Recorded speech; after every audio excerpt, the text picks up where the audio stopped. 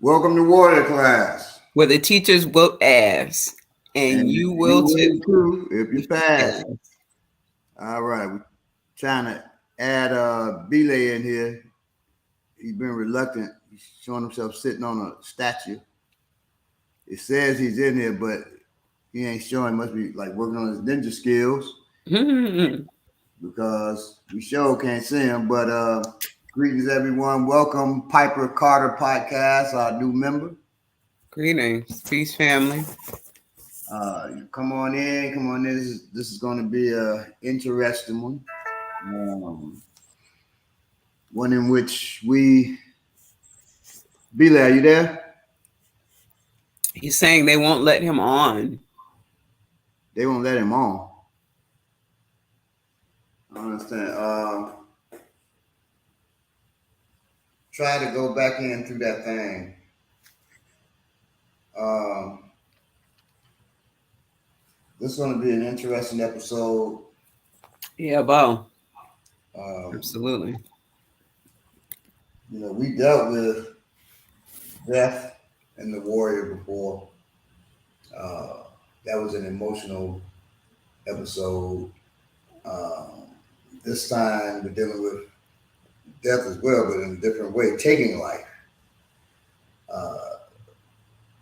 A lot of instructors I know, martial arts instructors I'm talking about, um, they don't teach because they don't know themselves, actually, Mhm. the mental effects of taking life. Um, and they'll just teach, you do this and it does so and so. When I was in the nation, there was a brother, he was really jealous because I was teaching. Um, when I came in, you know, being used to teaching, I was haughty. And I said, hey, I'd love to. And I thought it was innocent enough, but when I think back on it, it was a little, because I hadn't even gotten registered. So when you're in the nation, you register to be in the nation. You go through uh, basically a class, registration class, where you're being trained about the things expected of you in the nation, certain things you don't know, uh, and I said during one of our classes, I look forward to when I am actually a registered FOI, so I can teach the brothers. You know, uh, so the brother teaching us, Brother Ronald, he said, teaching us what? Teach us what, brother? I said, how to defend ourselves and protect our families. He said, well, brother, you might know what you're talking about. We're gonna see. He said, but we're not handing the brothers over to you as soon as you come in, brother. And I thought about that, like, yeah, that was a little, I'm so used to teaching. Uh, and peace, everyone. But eventually, me and Ryan got real cool, close. Um, but he said, and this brother, after about probably a month being registered, he said, this brother wants to teach the FOI. And, a lot of brothers liked me. They were clapping, and they knew what I did. I had a martial arts school. They knew it. And so he said, but we got to see if he really know what he's doing. You ready, Brother Adams? I stood up. Yes, sir. Come on up here. So he says, big brother, says this brother Daryl, who was my boy, it ended up being. He says, and that was a big dude, right? He says, here, he gives Daryl a real knife. And he says, you stab him with that knife. If he can't defend himself, he ain't teaching the brothers. And one, he's knowing Ron later on. To me, it didn't matter. I'm like, okay, well, it's a knife like any other knife that I face. But knowing Ron, he wants to see first, am I going to punk out? He'd be like, all right, that's all right. And if I don't know what I'm doing, I'm about to get cut up, right? And if I do know what I'm doing, most people are not prepared for a knife attack. They're not, right? So Daryl went for it. And I told you, I said, if you go real, I go real, right? And I'm warning him, but I'm also like really hoping he don't really go full force, because damn, I don't feel like trying to defend myself against a knife, because anytime you do that, you can get cut. You know that I got all kinds of cuts and shit on my hand. Yeah, boom. And that's from defending myself in actual combat against a blade, right? But better my hand than my throat, right? But he came at me. But the beauty was he came at me with a thrust.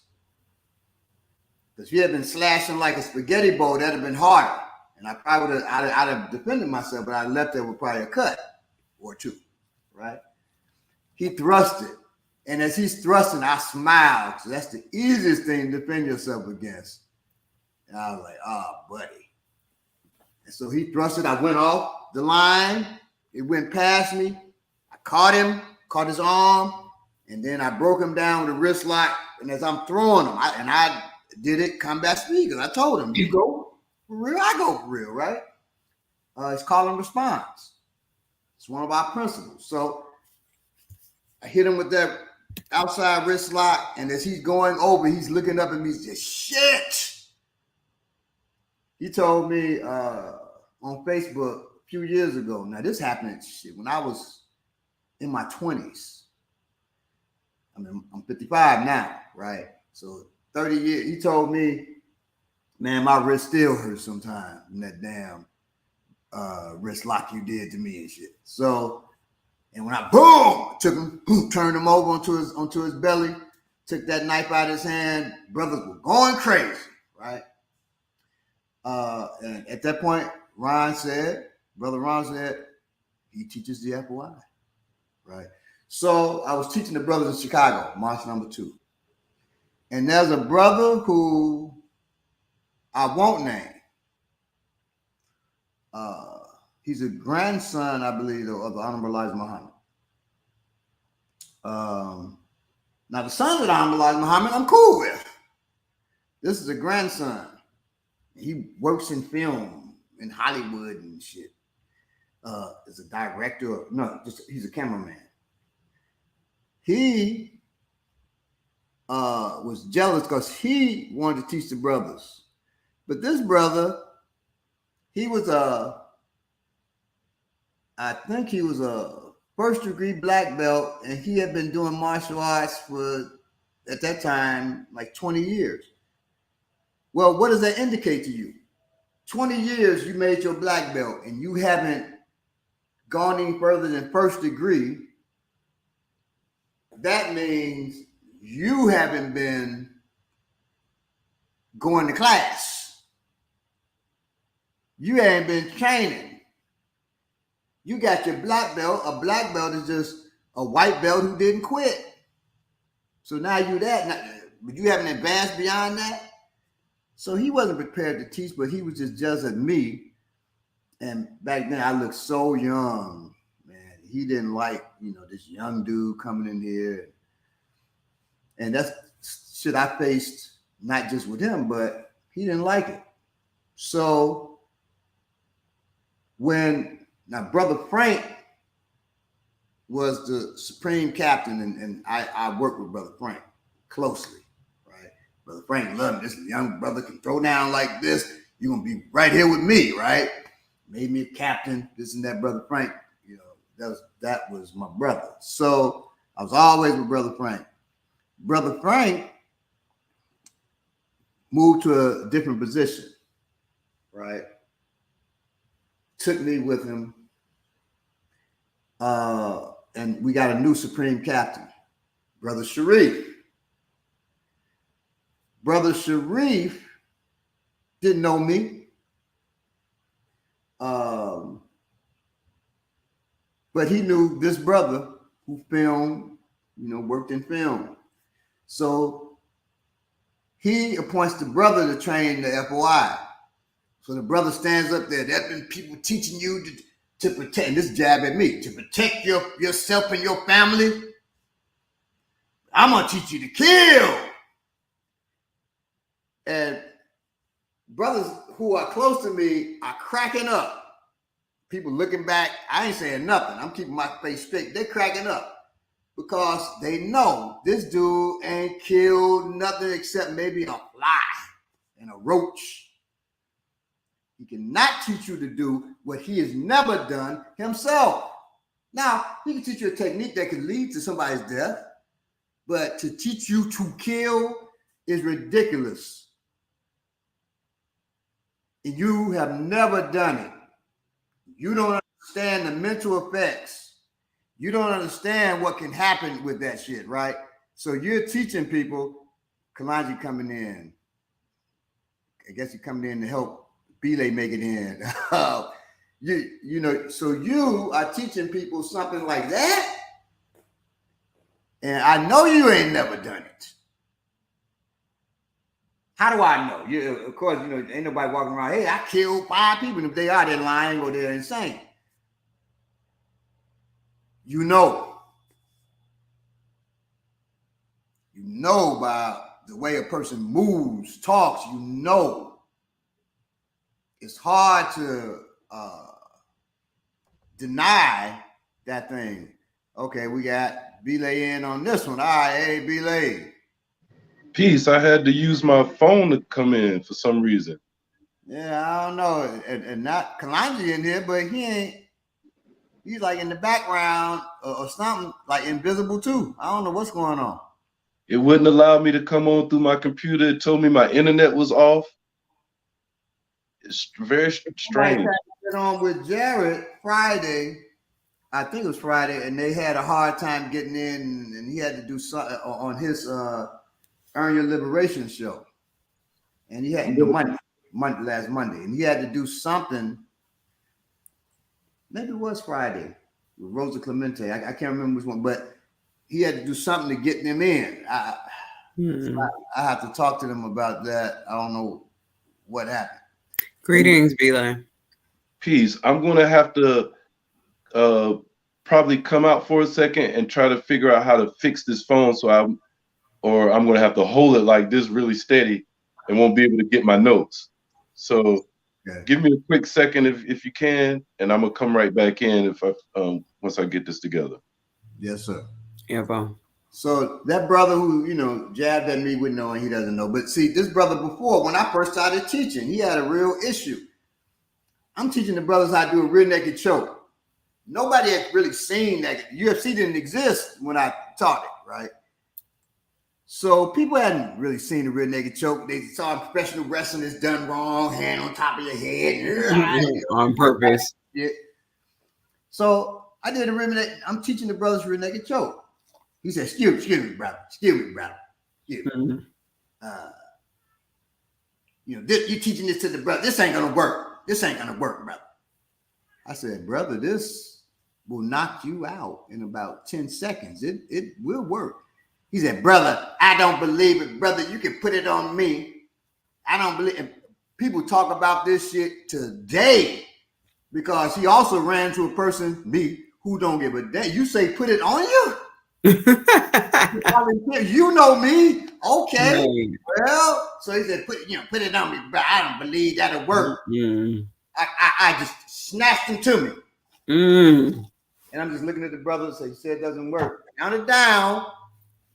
They count like 5. I'd already held him for like 4 seconds. They got to 5. He out. They said, brother, he's out. I said, I know. He's gonna hold a little bit. Held a little bit longer. Let that motherfucker go loose. Tried to kill him. That's terrible. And I said, wait a minute. He'll get up. They said, man, bro. You know, some brother think he dead. I said, he'll get up in just a second. He said, he looks up at me. He said, I guess it does work.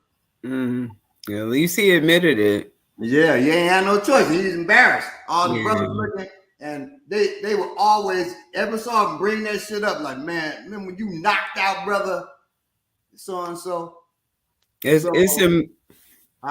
I was just gonna say that it seems related to how you were talking about the other martial arts teachers who don't who basically can't teach their students about what our topic is today. Can't really teach their students how to kill. But you have to think about when you're finding these teachers, you got to find someone with humility and someone who doesn't, let their ego lead so much that they can't bring someone in like you or, someone who can really talk with their students about going to the next level, actually having to take a life. That is ultimately what the goal is if someone is trying to take your life or if someone is trying to take the life of someone in your family. So you have to have that information. And if you can't give it to your students, then you should be able to bring someone in who can give it to your students. Exactly. Now, Diverse Tribe asks, what are your thoughts? And we're about to get into it in a minute. You're waiting for Belay to make his way back in. What are your thoughts on martial arts masters, in quotes, air quotes, being whooped by practical MMA fighting? It doesn't even have to be in air quotes. Actual legitimate martial arts masters. It's like you have people in the martial arts who are there for very different reasons. Okay. Martial arts schools that are here for different reasons. Now, if you're a martial arts school that's here to compete, I know some great martial arts competitors. And MMA fighters are martial arts competitors. They're athletes.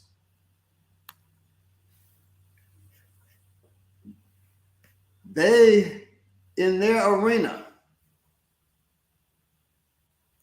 they know how to dominate. A martial arts master in most martial arts cannot dominate the ring, the street, the bedroom, their car. You say, well, what are they masters of? Well, they can teach you a great form. They can teach you how to build confidence.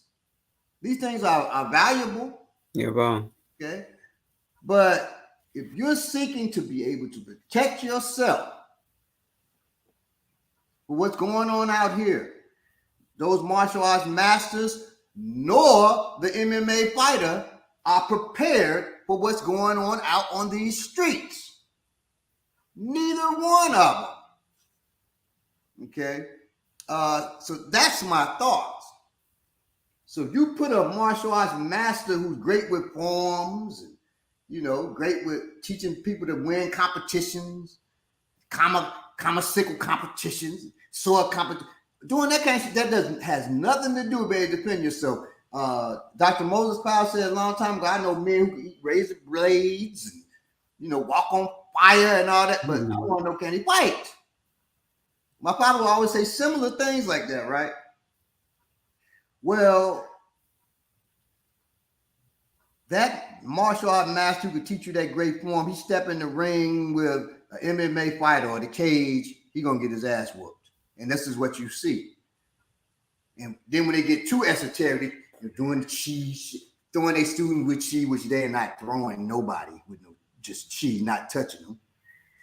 That student is either faking for them or their mind thinks that this teacher can do that, and they end up throwing themselves weird. I don't know, that's a study for how that happens.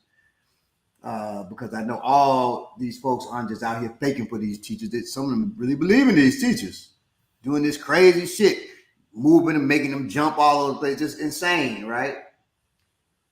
Well, that insanity does not work in real life. So they step their ass in the ring, they don't get knocked out because they really are not prepared for nothing. Okay. But my friend Richie Bearfield was the hardest puncher I ever seen with that karate punch. Quick, he's breaking people's ribs. He was the greatest point fighter in the world. He was the point fighting champion.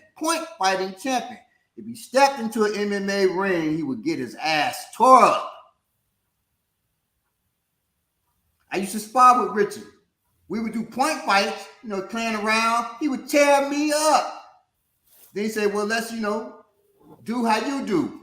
And we grappling and shit. I run roughshod every time over Richie.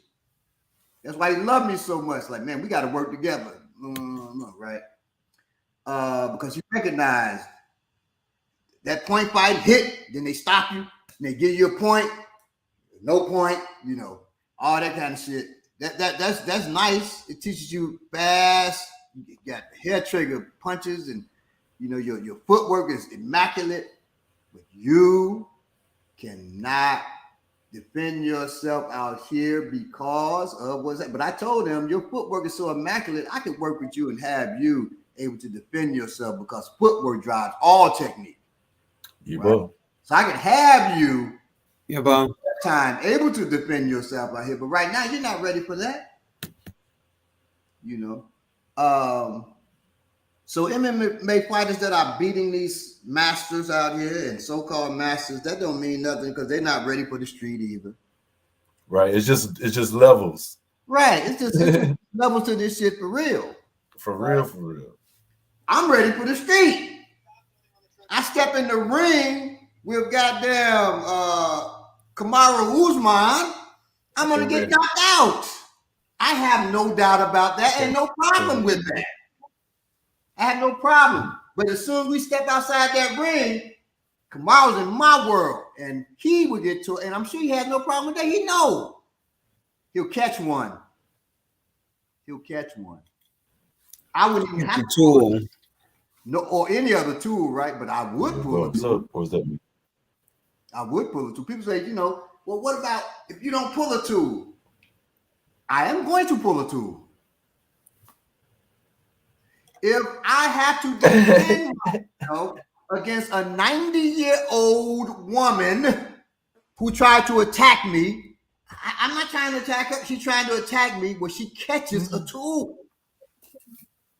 Because she put herself in that position to attack me.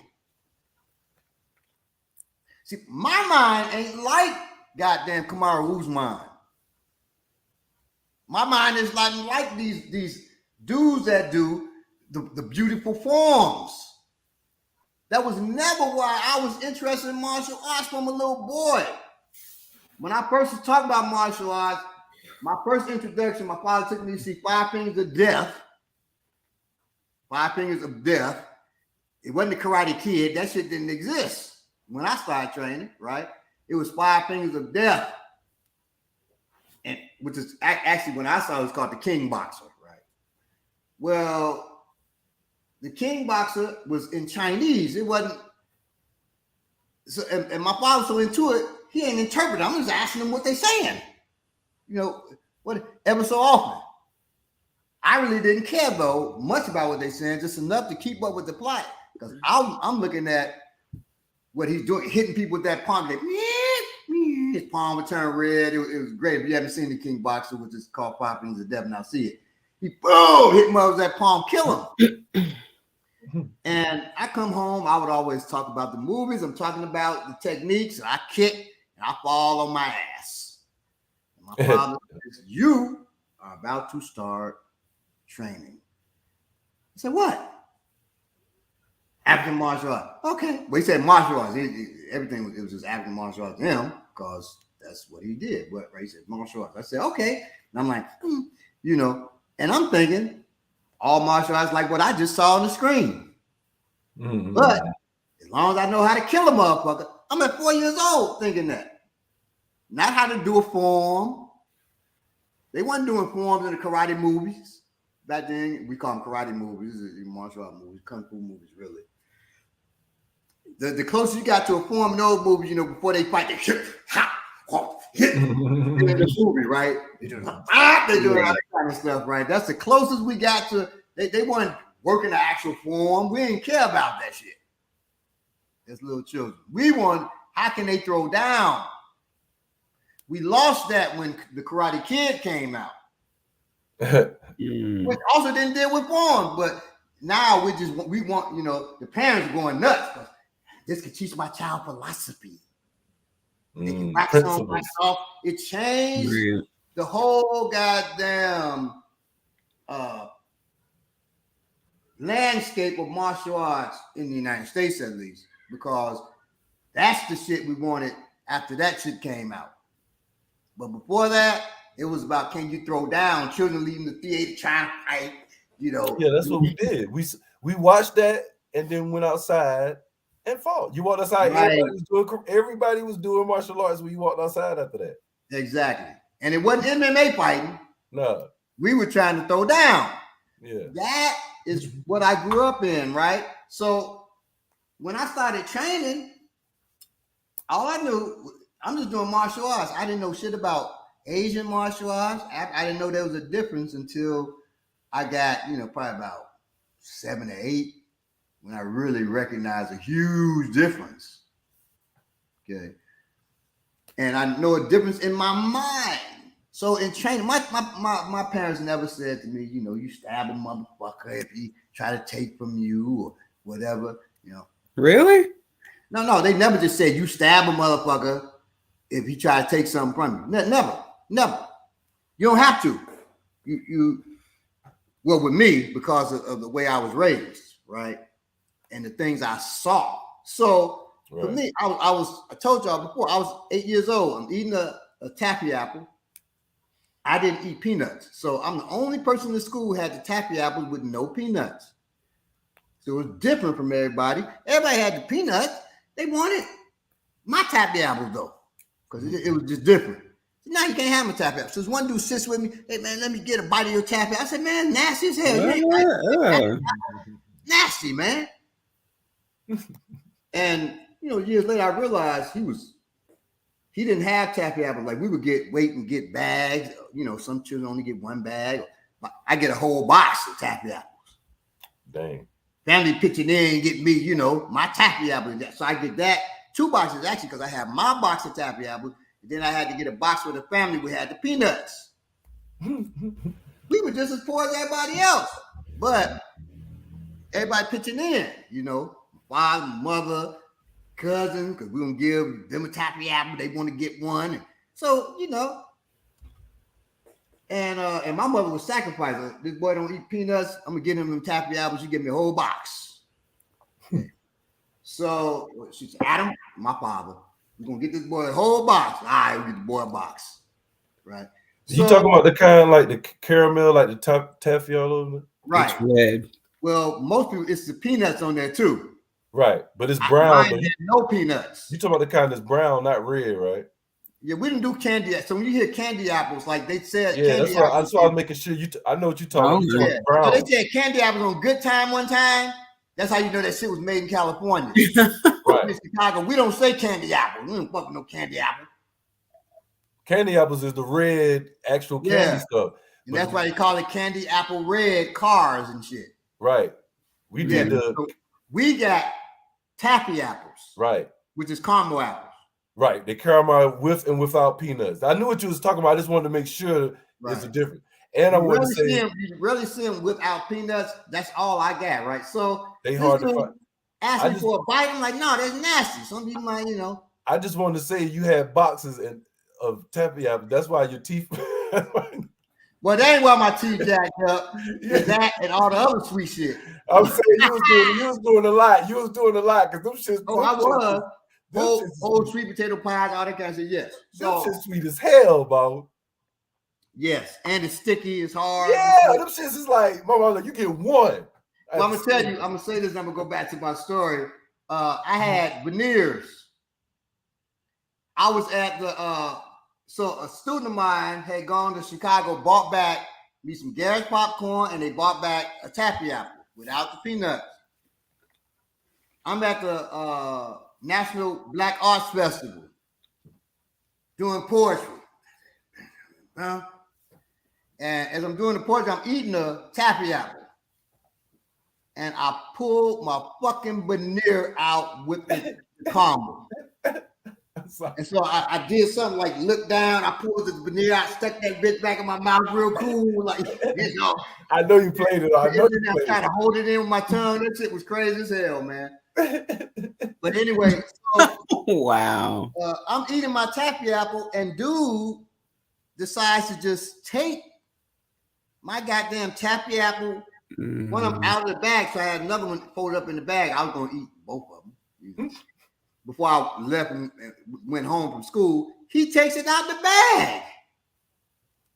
Oh. I said, this mother.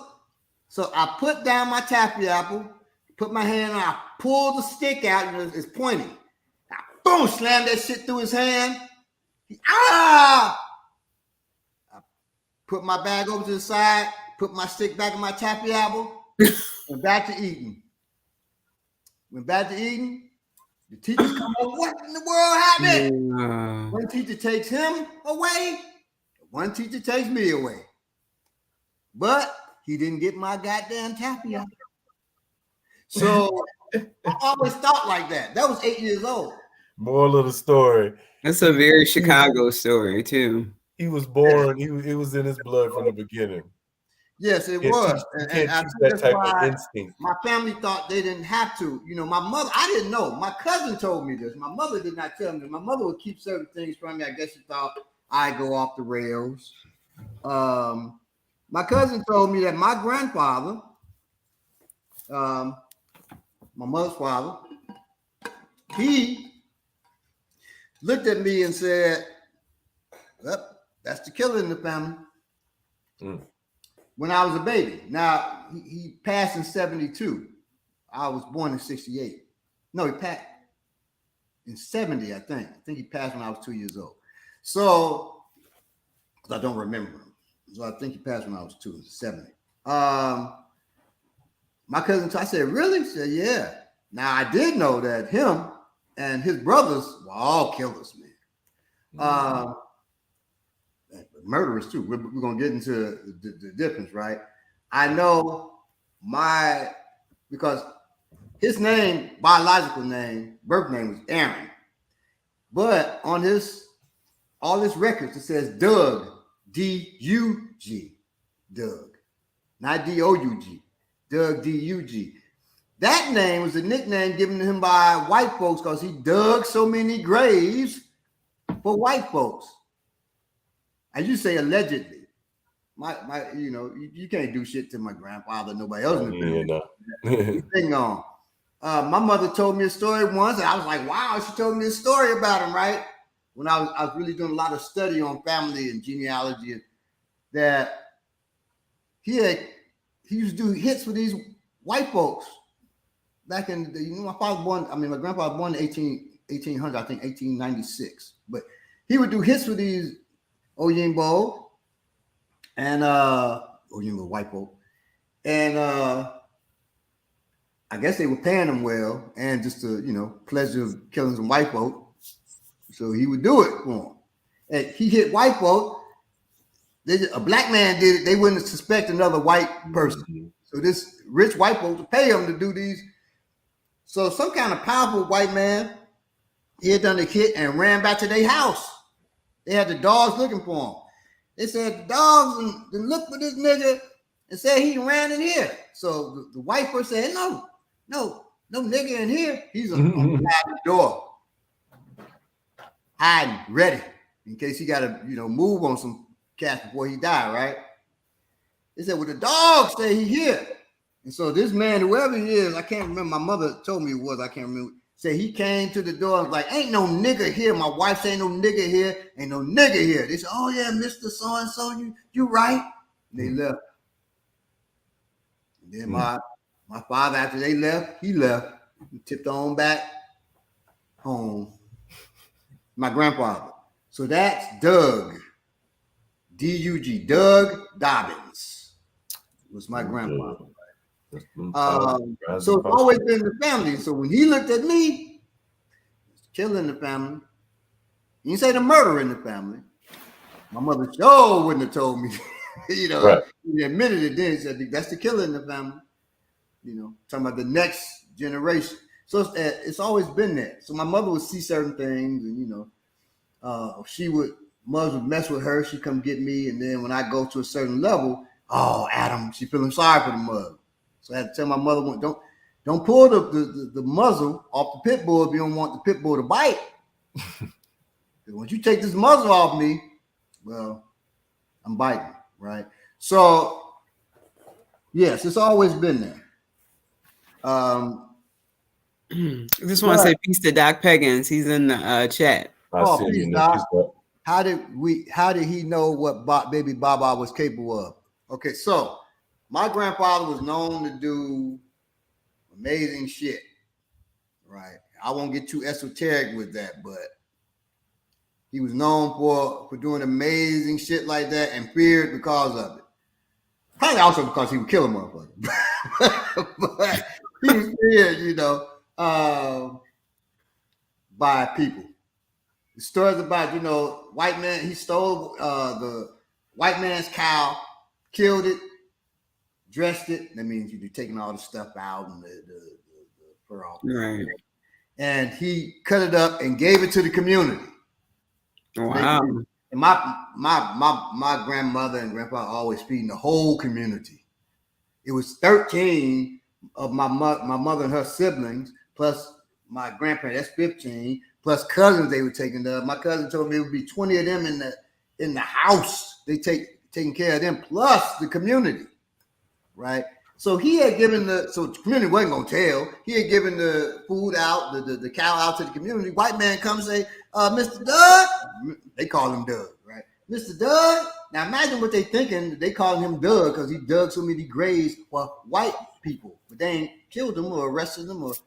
So Mr. Doug, they said my cow came back here. My cow came back here. The cow can just walk back there. Then they said you took my. He said, "Oh no, I ain't seen no cow." He said, "Mr. Doug, it's a trail. The cow's trail leads back here, Mr. Doug." So my grandpa said, "Well, come on back here and let's see what's back there." He said, "You know what, Mr. Doug? I think you're right. I don't think it's back there, Mr. Doug." His mind. And he went on and left. Got his cow took and he fed the community. And that white man said, "Shit, fuck that. That cow's not worth." I know that's right. What's about to happen to me from what I hear about this nigga. My uncle, my mother's brother. Everybody said, including his grandchildren, Granddaddy Hank. I told my cousin, his name wasn't Hank. And he ain't called it. They said, yeah, it's Doug, but they call him Hank. I said, no. White people named him Haint, Haint, because they said he moved like a Hank when he had a knife in his hand. He would kill them quick, not just them, whoever. He would kill them quick. A Hank is a ghost. So they say he moved like a ghost. Mm. So we always, my mother and them would call him Hank too. We thought it was Uncle Hank. Uncle Hank, Haint. And I learned that from other cousins teaching me about that. Like, no. And so I told his grandchildren, no. You got to know, your granddaddy wasn't no joke. Well, that Uncle Hank, introduced my mama to my daddy. My daddy was his best friend. So him and my daddy used to do shit together on what we like to talk about right now. Both of them is transition, so law can't touch them. They used to do shit together outside of my father being in the military. Well, Uncle Hank was in the military too. Outside of them being in the military, and that probably led to them doing other things out in the street, because the military leaves a dark stain on our soul, as a British special operator told me, who I bought to teach y'all some stuff. And we had a conversation, both crying out back. It was just crazy. So anyway, they would do stuff. Well, that man, it's in his blood from my granddaddy. That's his son, Uncle Hank. Introduced my father, who they would do stuff together, to my mother. Well, it's in the blood on both sides of me. And so it ended up with me. It just had to be. With my own children, I watch for things, man. I watch for things. I could see it growing up. 3 brothers. For me, I had 2 brothers, and my oldest brother, like you could just see that he was capable of taking things further than he was just different. Yeah, like I knew by the time my brother like 10 years older than me, I knew I could beat my brother. By the time I was 14, 15, I knew I could physically. My brother used to always fight me. We used to always fight. I didn't fight him. He just would attack me. So by the time I was 15, I ain't about to go into all them stories and stuff, but by the time I was 15, I knew I could beat him, but I was afraid to try because I felt like if I had to beat him up, he would do something to me and then be sorry for it later. Of course, he'd be sorry the rest of his life that he killed his brother. But he'd do it and just snap and be like, oh, man, damn, I can't believe I did it. You know, my dad just passed, and my uncle, closest uncle, which was my next door neighbor growing up. And when I spoke at my dad and my uncle's funeral, and before I spoke at my uncle's funeral, his daughter spoke and apologized to all the people that he might have shot at, and all the stuff. You know, all the people he might have heard or cussed out and stuff like that. And then when I got up there, I said, well, he just told me that he ain't sorry. So that's what I told me to tell y'all. He ain't sorry for us. Now I'm just playing. But that's kind of the history of my family. I don't know about them putting in work like that, but they just ain't play around. You know what I'm saying? They had that reputation like that. Well, you know, these folks, your folks, my folks, they come from the South. Oh yeah, they come from a world where it's unjust for us everywhere, but it's so prevalent and deep in the South that built some folks that I will just kill a mother, man, because I'm going through so much, and my grandparents and my parents, you weren't supposed to look a white man in the face, and they said, "F that! I'll die before I not look this cracker in his eye." Right? Yeah, in a certain sense, you don't have anything to lose. Right, you ain't got shit to lose. And so they went from that to moving up to Chicago, which Black Chicago became so violent. People forget though, all these folks came from the South. Yeah, I was about to say my barber Mario. He's one of my people I grew up with. His granddaddy is known for defending his land against the sheriff department. Yeah, after what you gonna do? He wouldn't let him come to. He killed like I don't know how many of the people in the sheriff department till they just left him alone. They wouldn't come trying to take the land because they took so many people land. People know that I'm from Wilmington, North Carolina, so y'all know the history of the massacre of 1898 and all that. But they never got his land. That's his great granddaddy. I'm sorry, they did. He stayed and killed them till they left him alone. But yeah, now get fed up. We're gonna deal with the psychological effects. I say one of my uncles, Uncle Link, visited my grandfather, and my grandfather and grandmother got into a disagreement. And just a disagreement, as married couples will do. And my Uncle Link went to him. They never talked after this because my Uncle Link went to him and said, "Man, arguing with this woman, man, look, we just killed the whole family and start over." So Uncle Link had been affected in a different way.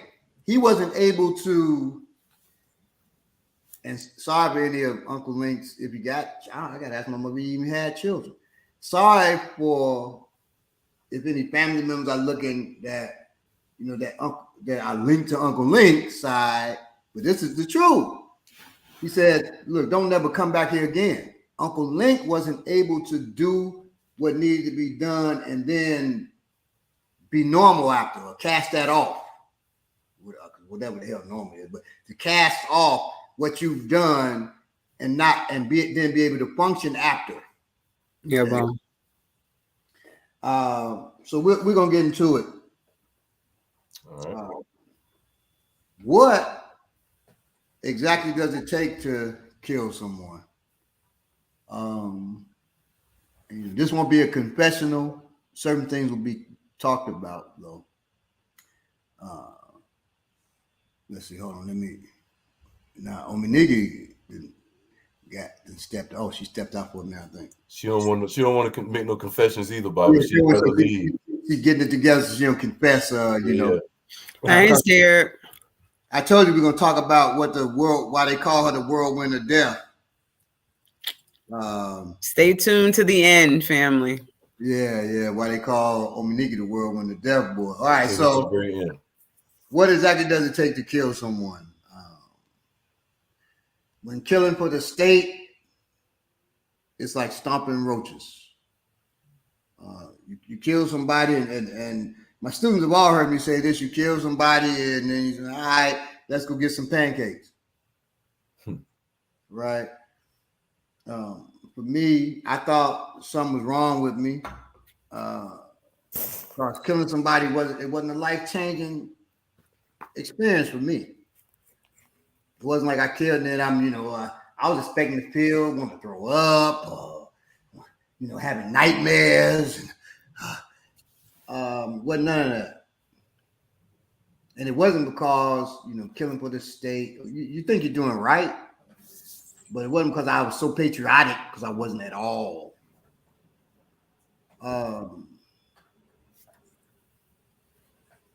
Had a job to do in my mind.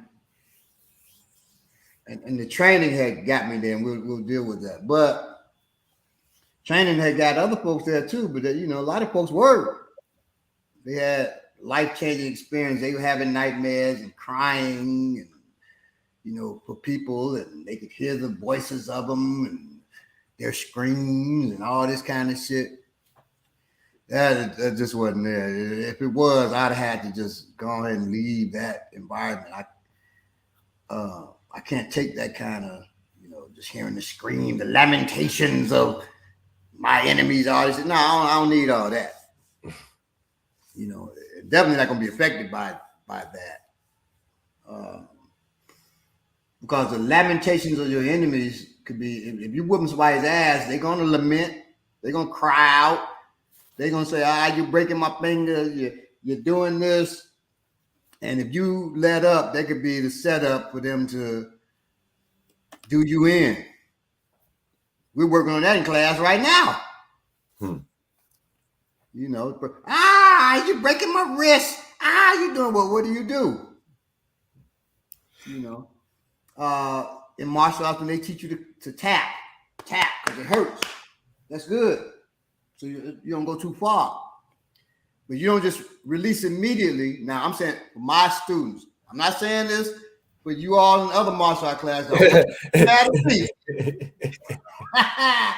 For my students, if they grab somebody in class and they tap, they're going to release them, but not immediately. And the further you get up in class, the longer they hold it. I just want to say because you should be able to take it longer. You should be more flexible and all that, right? Yeah, just messing with I'm having to say, hey, tap. Student just hold the shit out my shit. I say, tap. I'm sorry. Yeah. All right. I get with you later. So, get out of my shit. I'm sorry. I said it again. I'm sorry. I said it again. Sorry. That's that. So, I ignored you saying his name. So, don't just release the tap immediately, because that causes a mental trigger in you. First, tap, you let them go. Yeah, I mean, now you release them, then they hit you in the mouth or they stab you. Look, hold it a little while, and then gradually release that pressure. Because on the street, if a motherfucker does that tap, number one, they know you're training. Right. They know your business, so they're really dangerous to you. But on the street, they're saying, good job. They would clap, but you got their shit locked up, so they can't clap. So they say tap. They're really trying to say clap, but they got to listen or something, right? So they're trying to say, good job. Crank the shit out of my wrist. Choke the shit out of me. That's what they're saying. They tap their leg, they clap it for you because you're doing good. Yeah, Keep thank you for going. helping me learn this lesson. Right, exactly. You're teaching them to be a better person. And like you You're said, sending them home to get a new head. and like you So said come too, back to be a better person. you train too for the noise, for people yelling and stuff, because somebody may start something with you, then you jump on it real fast and be, all right, man, chill, I'm cool, man. It's all right. What you gonna do? You know what I'm saying? You gotta think about what the situation was before that person engaged you and all that stuff. So you don't get affected by what they're saying, but absolutely know what people are saying around you. Right. Because the mother, hey Joe, go get the bat. You better hear that. You bet. Right. So don't be so have so much tunnel vision. You're just beating the shit out of somebody. You ain't hear somebody say, go get the bat. You got to be able to divide your attention. Don't turn and look. Keep your eye on your opponent, but hear what the hell's going on around you. Okay. So I thought something was wrong with me for a while, because I wasn't affected like other people. I grew to learn that everybody, their life experiences makes them able to or not able to deal with certain things or deal with certain things in certain ways, right? And the reality is the brains of human beings, unless they're psychopaths, are hardwired not to kill. They're hardwired not to kill, right? So soldiers are trained to kill. Warriors are trained to kill. You can even take it further too, Bob, and say most people, not even is by nature don't want to kill. They don't want to fight. And well, they don't want to fight. You see it all the time when people they're hardwired not to kill. So even if they fight, most people when they putting hands on motherfuckers, they're not. It's not in their mind. I'm gonna kill this motherfucker. Yeah, they ain't even thinking that. But even before that, you see the two people had an accident, and you see them pop. Because they didn't. Even that you ain't dead, but you may look like you could possibly be dead. Yeah. Most people locked up ain't mean to kill the people that they killed. Most people locked up for murder. I don't mean to kill the person that they killed. The one they shot at, the person they might even. A lot of that. Friend of mine, his aunties were getting into it. One auntie shot at the ground to threaten her sister, and the bullet ricocheted and went up through here, out her brain, killed her. Yeah. He went insane. So that aunt, he lost two aunts that day. That aunt's dead, and the other aunt, when I left Chicago, she was still in the mental hospital. She had been there for decades. So, because she lost it, because she wasn't never expecting to kill her sister, even though she threatened him with the gun. Then she just scared her, But a good point about dividing attention while fighting, yes. But I wouldn't continue to smash someone who's retreating and calling time out. It depends on what happened. Yes, you got to think of the circumstance. If you touch my daughter, you go to grab my daughter, and then I get hold of you, and you start retreating, talking about I don't give a mother God what. Yeah, it doesn't mean I get my daughter. You slap me in my mouth. I'm destroying you. Right. You decided you're gonna slap a man who ain't thinking about doing you no physical harm. And you slap the taste out of my mouth just because, or we have a disagreement, and you get up and slap the taste out of my mouth.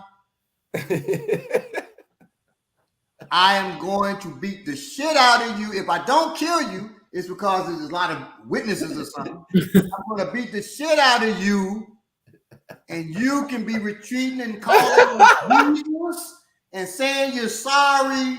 You're going to be sorry. Because I'm going to put you in the goddamn hospital because you should have never put your hand on me. That we have That's fair. everything. People are valuable, including us. So you don't just put your hand on somebody because they're too valuable. If I'm putting my hand on you, it's to send you somewhere else. Otherwise, I'm not putting my hand on you. Yeah, bro. I value you too much. It's real shit. So I'm never going. So if you touch me, goddammit, that means you didn't value my life. Because you could slap me, I fall, hit my head, and I'm dead anyway. So damn that. You are going to pay for that shit. Your bad luck was when you slapped me, I didn't die. Because I'm coming for you now. That there is what we have to understand, man, that we are valuable as shit. 250 million sperm were traveling up your parents' womb, your mother's womb. And only one sperm made it to that egg. That's you. You're valuable as shit. You're supposed to be here. Then fight to stay here and fight anybody that even takes a chance on removing you from here. Anytime somebody put their hand on you, you can die. They push you. They slap you. Any of that can take your life, man. So fuck that. Yeah, bro. That person now has to pay a price. And that is how I live. It may not be how you live, but I'm telling you, you should. I know I'm not saying you should do. You ain't got to be like me and everything, but that you should live the way you are valuable. Yeah, bro. Nobody else wanna think that. You thinking you're valuable.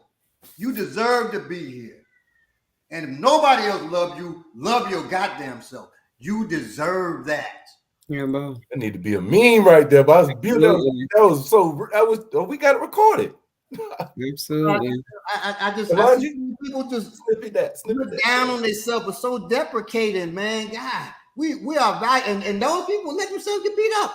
One of the students, you know that, trains, but will let herself get beat upon because she doesn't value herself enough, man.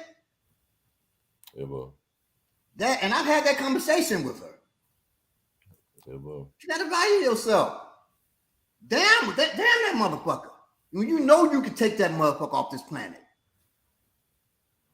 And finally, she defended herself.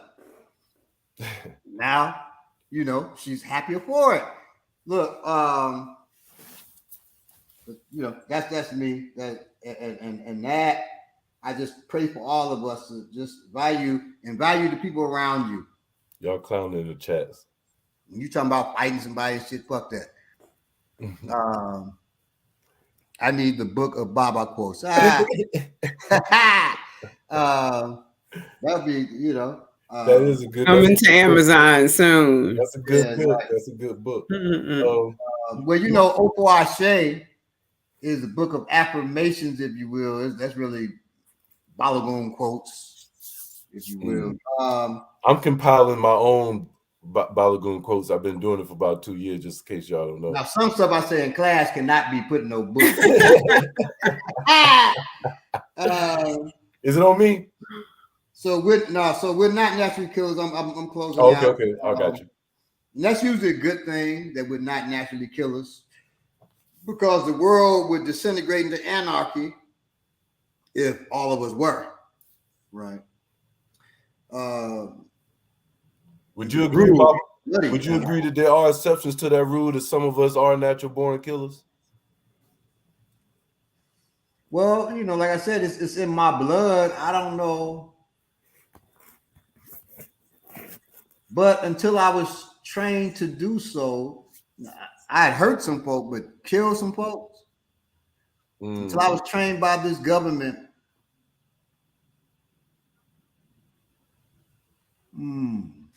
I had never killed anybody. I can tell you that. Sure. So I don't know if it's the training. Yeah. Or it just was in me that without the training, now I was capable now. I certainly would have done it if somebody was like kicking in the door, threatening the family or some shit. Right. But it may have been a little hesitancy. Of course, because you I didn't beat their ass, but to take it that far, right? I don't know, right? Now I realize the consequences if you put your hands on somebody after they put their hands on you, to let them leave. That's a dangerous notion. Yeah, bro. Yeah. And they can come, nothing says they can't come back. Right back. Right. They bolder. So you know, I think totally different now, but is that from the way the government trained me? I'm sure partially. Yeah. And partially is so probably some natural born killers, because it's people who have fought hard to defend their family and kill motherfuckers, and they had no training from nowhere, and they were eyed after. So yeah, I would say it. But when I say we, the majority of us are not natural killers like that. Right? I know somebody that I know this dude. He like a comedian or whatever.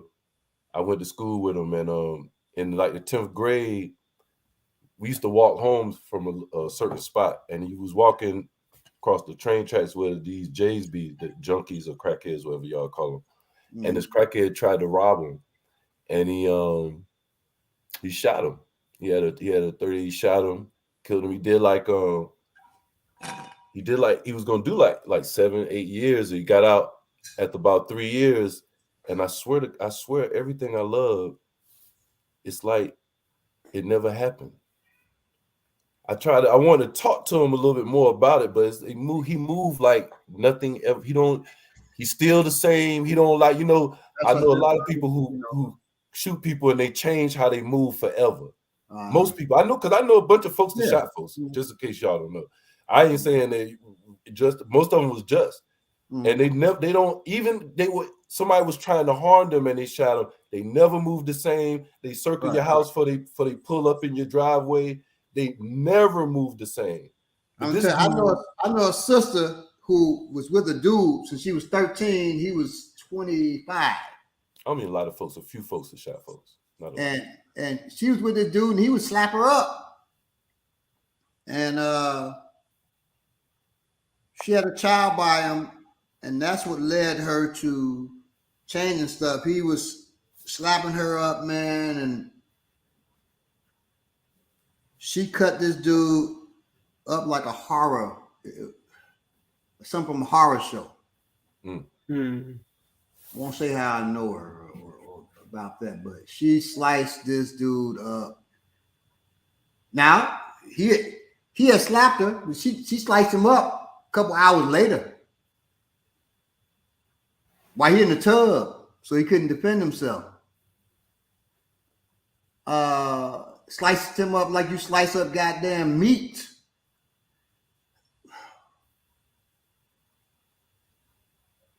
From what I said, it didn't bother her. Now, she only went to jail for a short time, got out self-defense. Great lawyer, obviously. But I don't see how that self-defense, he was in the tub. But I saw her, she trying to holler. What? She was trying to holler at me after killing a motherfucker like this. Wow. I was married, but even if I wasn't, and she was fine, I couldn't be with nobody. I ain't that heinous. Like, damn. Like, for real? I mean? I'm like, shit. I'd be scared, goddamn, we get into a disagreement or she lose at cards with me or something. I might catch one. So that's terrible, Baba. That's misogyny. That deserved what he got. No, that's misogyny. Right, exactly. Misogynoir. He deserved what he got. He was slapping her up when she was 13. He definitely deserved what he got. My whole thing, okay, that motherfucker, I mean, damn, she's a baby and he a grown ass man. Mm-hmm. He tried to train her up. Right. So the point is not failed, obviously. The point is afterwards being like, what happened? Right. That's the right. point. That's what scared me. And you let me holler at old boy. Yeah, let me see what he talking about though. Like, yeah, I mean, she spends, the you going to get pancakes after, what I'm saying? She knew what was up. Yeah, maybe so. That's what happened. Soon as she guys with Bobby, yeah, he know what time it is. Yeah, I was kindred spirits. Right. Nah, well, you see, she can kindle her ass right over there. But it poses a hazard on streets, though. On the streets, if you can't tap into your killer instinct, man. I mean, it does. For you, it poses a hazard. All of us may face situations in which hesitating to kill is the surest way to get killed. You know, that if you don't, we'll deal with it later, but sometimes if you don't kill somebody, you're wrong. Yeah. You're laying back watching Netflix with your family. I can't say chilling, Netflix and chill, because people think that's something different, having sex. I'm talking, when I say Netflix and chill, I'm actually watching Netflix and I'm chilling. Actually chilling. So you're doing that with your family. Somebody kick in the door and they grab your child by the hair and say, come on, I'm about to, tear you off. I'm about to break your back, meaning rape them, right? And you sit there, well, can't kill nobody, man. It's just not right. You're wrong. Right. Yeah, Bo.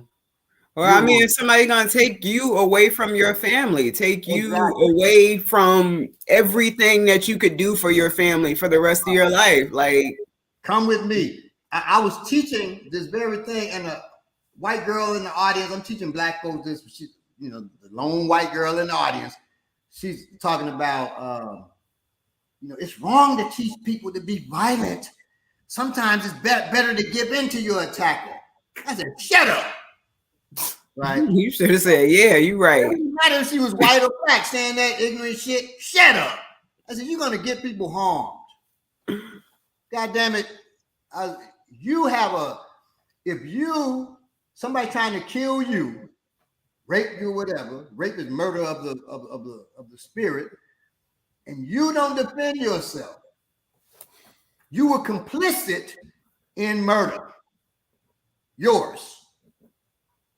You were complicit in your own murder. That is number one, you're complicit in the murder. Number two, that is the ultimate in stupidity. It's crazy you said that. The first, don't blame the victim. God damn it, don't be the victim in that situation, because that victim don't get to come back and undo their mistake. That victim doesn't get to hear victim blaming. That victim dies. Damn that. Most rapes are date rapes. They don't end in death, but you're never the same. They kill the party, right? Most rapes that aren't date rapes, the chances of you dying are strong because a man rapes a woman. A man rapes a man. Man rapes a woman rapes a woman. Woman rapes a man. However it goes. They see your face. You see their face. You think they're just letting you go? Not likely. You have to fight to defend yourself. We talked about that before. They take you to another area. Your chances of survival are much, much lower. You say, hey, I'm taking you here. I'm taking you to the bedroom. Hell no, they're taking you from the original point you were at. You fight because your chances of survival are lower. They take you from that house to somewhere else, your chances are even lower. You get in an Uber, you're planning to go here, they take you here. Your chances of survival are low. Fight, goddammit, because your chances of survival are low anyway. So why not just fight? Because your chances, like you said about folks from the South, they ain't had shit to lose. Yeah, well. Shit, they taking you away, you ain't got shit to lose. Fight. All right. So the first thing I thought about, Bob, when you was finishing, the last thing you said, all of us may face situations in which hesitation to kill is the surest way to get killed. I don't know why, but I thought about that quote that they say. I don't really know the quote, but I understand the quote about let's say like strong men make whatever, weak men make strong, whatever. You know the quote I'm talking about, but basically, when times are soft, we create soft folks that make stuff softer, and then things break down until it take hard men to I know fix exactly it. what you're talking about. I just can't remember the quote. Yes. But that's what I thought about, the fact that and what the whole point of me saying that is that it's like one part of, it's like a gift and a curse of being from a certain place or being poverty stricken to a point where you saw violence, to a point where you like, it's hard to say, like, it's a gift and a curse. Like, somebody may have never had to fight. You may have not gotten any physical fights. That could be considered a good thing. You never seen violence. That could be a good thing. You don't have to, survive that trauma. Right. Those people, I think, just not because I don't want to say anything negative, I think those people are the ones that have to even train even more than somebody from, let's say, the hood that doesn't experience violence, that done violence, to protect themselves. They family seen things happen to where when it's almost like when you see something gunshot, well, you know what to do. You've been in this, you know what's going to happen. You know what's. Let me say this on that, man. The reality of that, out of all the students I've trained, the ones that, when we talk about taking life, have the most go, are the ones that actually came from that. They never had a fight to something else. The folks from the hood, and I grew up in the hood, right, different because of training and because of my family, thank God. Most of the people I know that are from the hood are willing to throw hands. But to kill, no. So when they make it like it's just a bunch of killers in the hood, that's not true. It's not true at all. Small number. No. It's a small number of killers in the hood. Yeah. They demonize it. It's a small number, man. I remember this dude. God damn it, I'm trying to remember his name. The police tried to take him. He became a legend in my neighborhood because he, one, ran from the police, and then, I'm on the porch hearing the shots. He got into a shootout, killed 2 police officers, and then came south. Now they basically kidnapped his mother, and his mother called him where he was at and begged him to come back. And so since they had his mother, he came back. But he was a hero in the hood. I was like a damn legend in the hood, and I was only in my 20s. Because I was one of the few willing to do what needed to be done. When I came back from the military, brother, I still lived in the hood. And I was a goddamn legend where I lived. Because it's very few who will get down like that. My father was a damn legend. So he was respected to the point he would go to the gang and say, hey, get the gang, let's not fight in this area because we got children and babies and, they can get harmed. This got to stop. And my mother said if he didn't have a family, he'd have been in the gang, because shit, and leading them to some kind of gang enforcer or something. And so they said, well, we need a symbol of our unity. And who did he make the symbol? My beloved father. He made me the symbol. So I have a scar on my hand where he cut me with a knife.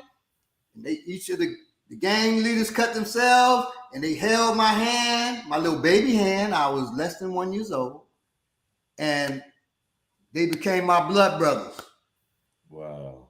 And I became the symbol. As long as I was alive, they wouldn't fight each other. There was gang members, gang chiefs, like the El Rookins, Latin Kings. I didn't know who the fuck they were, but they knew me. Well, that comes from a man who wasn't in the gang, but respected because he would put in the work, more work than they had ever put in. You might need to write about that, Baba. Oh no. That's amazing. Well, I could now. Yeah, You yeah. said that before, but my father's still here. So my father transitioned in 2013. So I can now. That's crazy. That's crazy. I've never heard anything like that in life. That's it. And so I was able to maneuver as I'm growing up, until I got very grown and people know who the hell I was. But through teenage years and shit like that, gangs wasn't fucking with me. They were recruiting. They couldn't fuck with me. One, I had a bunch of gang leaders in the family, but I go to Vice Lord neighborhood, gangster cyber. I had no problems. I'm from a Vice Lord neighborhood. I go to Latin King neighborhood, gangster disciple neighborhoods, no problem. I was cool with people from different shit. I took advantage of that because their heads would put word out. Don't touch him, right? And so that's how I was able to maneuver through Chicago, which is such a gang-oriented city, until I got a family of my own and stuff like that, and I just didn't keep up with many of those elements in my life, and so they didn't know who I was no more. But growing up, yeah, man, so that you have few people like that who are killers. Yep, I think period. Yes. So, a lot of them kill by circumstance. You in the game, you end up killing by circumstance. But you're not no killer. And a lot of those young brothers and sisters where I'm from, they get affected by that. Now, there's a sister who had moved to Atlanta and was training with me. She used to be the hitter for somebody in my family who I would not name, but they are still alive. She used to be the hitter for him. Mm. When I say hitter, y'all know what I'm talking about. Yeah, boom. And she started training with me. Just happened to. I thought, as far as my mind, she may have been sent here to make sure I was straight. But she ended up falling for another student of mine who was in a relationship with another student of mine. Now, those two are married now and long. They got grown children. Mm. But, damn, I've been teaching a long time. It's crazy. But anyway, got grandchildren. Oh, my gosh. So, she ended up, she fell for him. She asked to cook for this brother. This before that brother and sister got married. She wanted that brother. He's like, man, she can really cook. She's sweet to me. So-and-so, so-and-so. And the sister was mad. She called me. She gonna invite him over. So-and-so, I should step to her ass. So I said, I would advise you not to. Leave that alone. Do not do that. Because this sister is trying her best to change herself, but she just moved here. She been here less than a year. She came from a life that you came from goddamn Bruton, Alabama. You don't have a clue what this sister has done, but I do. I would advise you to just chill out, treat that man that's sweet, cook better for him, I guess, or let him alone. Because if you're trying to compete with the sister, stepping to her is not the way to go. You better find another way. And then I talked to the sister and said, why don't you just, because they've been working on a relationship, she said, and she was like, well, she doesn't deserve him. She don't know how to love a man like that. I said, you cold. How we get an echo all of a sudden? So she stepped off. But they did end up sparring in a competition. And that sister, now the sister who married him, she's 5'11", big sister, very big. This sister was 5'2", about 150 pounds. And when they sparred with each other, she ran rough. I never seen a woman hit like this. And I said, I understand why my cousin hired her initially, because she got hands. And then he sent her somewhere where she got trained to shoot and shit. We running and gunning. We're trained together to shoot. This sister is neck and neck with me. And y'all know I can shoot. This sister, boom, she busted. Boom, boom, boom, hit. Boom, put down the pistol. Let's get the shotgun. She shoot with the shotgun, no problem. Boom. Only thing she had a problem with when I picked up the semi-automatic rifle. Because she just didn't use them, but she used pistols, shotguns, as well as anybody else I know. Right. So her, she was out there like that. And I'm not sure where she's at now. Last I heard, she went back to Chicago. I hope she didn't get back involved in that life. She's not working for my cousin. That's what he said he would never do because she was trying to do better. He would not let her get back involved in the life like that. Yeah. So I hope she got a family somewhere because that's what she really wanted and is doing well. But yes, it's folks like that. And her children probably like that. You know what I mean? It's in the blood. All right. So, that's why self-defense pros are constantly searching for more effective methods of suppressing the human revulsion to taking human life. Finding ways to rewire the brain to react first in certain situations with an automatic response to kill. Target practice on hollow cabbages filled with ketchup to mimic the way a bullet rips open a human head, marching the chants of kill, kill, kill, training to deploy a knife and meat with metal, and even cutting a literal meat wrapped in clothing. Video game simulations that reward points for every successful shot. They're among hundreds of techniques that experts say can recondition the human brain. To outside of this subject is distasteful, even repellent. To practitioners, is simply a fact of life and death. So yeah. Nikki's waiting to get back. She sent to me. She was sitting right there. All right, there we go. Sorry about that. That's all right. I don't know what happened. I froze, and then so I just went out. Like everybody say, the government just, Exactly, because this is such an important subject that we're going over now. So we can expect some interference, but we cannot be stopped. So it's on you.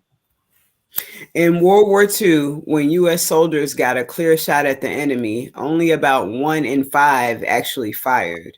It wasn't that they were cowards. On the contrary, they performed other perilous feats, including running onto the battlefield to rescue fellow soldiers, and sometimes they even placed themselves in greater personal danger by refusing to fire. And yet, at the moment of truth, they just couldn't kill. Fear of killing, rather than the fear of being killed, is the most common cause of failure in battle. But let's go back even further in the U.S. history to the Civil War. 90% of recovered muskets after the Battle of Gettysburg were loaded. Given that a Civil War soldier would spend 95% of his time laboriously loading his musket and only 5% aiming and firing it, that many loaded muskets seemed to make sense only if the soldiers in battle were faking it, all the while looking busy so that their comrades would never know the difference. Yeah, that's extremely interesting. And that also happens in modern warfare as well. People be shooting people, you hear them screaming, and they ain't taking a shot, or they just shooting all over the place. People say spraying and praying. Yeah, they praying. They don't actually hit nobody. And I'm not judging them, man. That aversion to killing is real. Most of us have had years of moral training reinforcing the commandment, thou shalt not kill, no matter what your religion is. Even those of us who were raised in non-Judeo-Christian communities, like myself, I wasn't raised as a Judeo-Christian. Well, until I was 12, then I was allowed to make my own choice. And I chose to stay at home. But even those of us who were raised in non-Judeo-Christian communities, or who are even atheists, were still taught that killing is wrong, evil, or bad. That's because we think killing and murder are one and the same. And they are not. And so I teach my students, and when I go around the country teaching workshops and stuff, this important difference, because this will be the difference between whether you will train yourself to take life or not. If you know this difference, people really are averse to murder. Yeah, well, killing is causing life to cease. It can be intentional or accidental. I'm running down the street. I bump into an elderly person. They fall, hit their head on the concrete, they die. I wasn't trying to even enact violence upon them. I'm trying to just run, maybe getting away from a rabid dog, right? But so it can be accidental. In a self-defense situation, speaking about defense, killing is the justified taking of life. Killing is the justified taking of life. Okay. In a combat situation, killing is the legal taking of life. There's a difference. Mm-hmm. So in a self-defense situation, killing is the justified taking of life. If somebody is standing outside this, I'm on this in the sunroom, looking out at the ocean, right? Beautiful. Somebody from next door come jumping across and interrupt that beauty, kick in this door, and right here on this show, I kill him right there. I'm justified. Is it legal? They come in and they just, I want to give you a hug. It's obviously they got some issues. And I kill that fool. Like, shit, I'm in danger. I just, beat him upside his head till he's dead. Well, I'm justified. Is that legal though? In combat, they don't care about justified. Is it legal by the standards of whatever your country is or state, right, or what have you, right? So that's different. As long as I can cover myself legally, is it just? Was I justified? Because that's also like city law, with the police, when they come for you, it's got to be justified, and being justified is part of the legal process. But in the military, when I talk about combats, the word is illegal. Will it stand as being legal what they did? Rules of engagement and all that. World court, right? Exactly. Okay. Now, murder is the intentional killing. It's never accidental. Murder. If you kill somebody by accident, that's killing them. You weren't trying to. Even if, say, you were trying to smack them up, you were trying to be violent, but you weren't trying to kill them.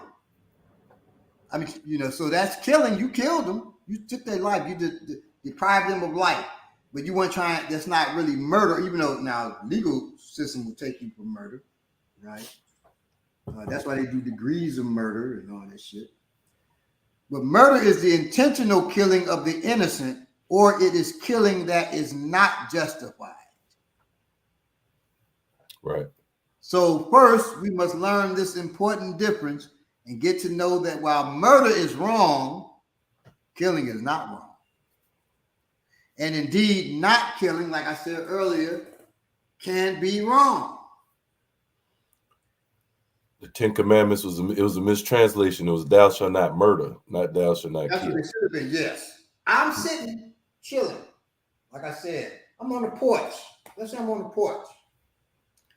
And Joe from across the way comes over here. He tries to snatch my daughter by the arm and take her on across the street. Well, he snatched my daughter by the arm and taking her anywhere. There's no conversation. I'm gonna kill his ass. I don't mind saying it on here. That's justified. I don't mind saying that. That's on here. That's justified and that's legal. You are. If I go across the street and just kill Joe just because he winked at my daughter, that's not justified and that's not legal. That is wrong. Because what he did, his winking, does not justify me taking his life. I may say, Joe, that was inappropriate, Joe. I could talk to him. But to take his life because he went there, no. You know. Now, if he comes over, so that's wrong. But if he comes over with chilling, he takes my daughter and he's snatching her. And I said, oh Lord, Joe, big dude. Oh Lord, I pray he don't rape my daughter. That's wrong. That's wrong. Or Joe kills your best, I won't say your best friend. Joe kills your uncle and then throws him across into your yard. I said, nigga, anybody else can get it too.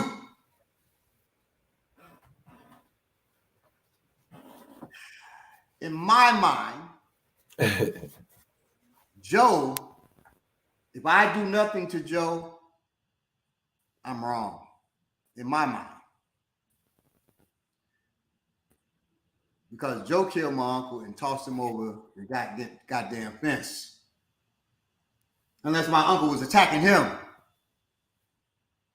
You're muted, Belay. You're muted. If my uncle was attacking him, well, you know, I'm gonna be sad that Joe killed him, but you brought that on yourself. Yeah, Joe got to go. Right, but if Joe, my uncle just, you know, was over there, they had a discussion and they were talking about who should be the next president. Should it be Trump or Dr. Jared Ball? My uncle say Dr. Jared Ball, and old boy get pissed off and kill my uncle. Well, That's terrible. She gotta pay. And I don't even vote, but I'm gonna vote for Dr. Jared Ball just because Dr. Jared Ball is my brother and because my Uncle Joe died, so Jared Ball may be the next president. Okay, so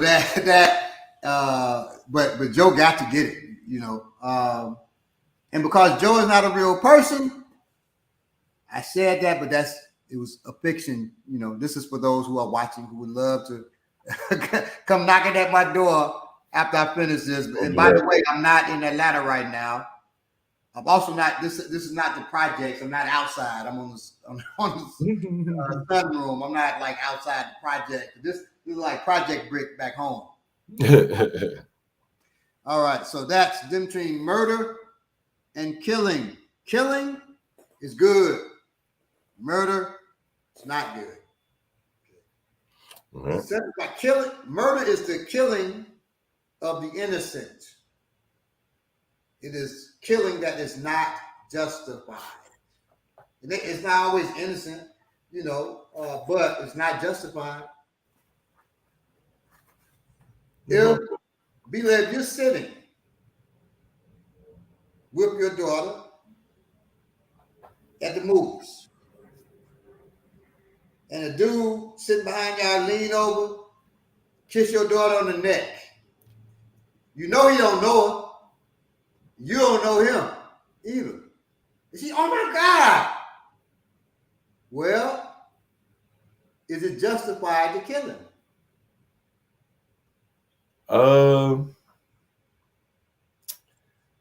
I don't know if it's justified or not.